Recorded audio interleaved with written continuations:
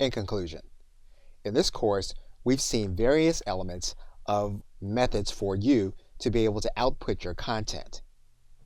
For example, if we go to this drop-down menu, we've looked at posters, flyers, invitations, and postcards. We can in fact also look at printing t-shirts in the very same way that we did all of the other print materials. We also looked at each element of the Canva for Work bundle: resizing, the brand kit, animation, images, folders, our transparent backgrounds, and different fonts.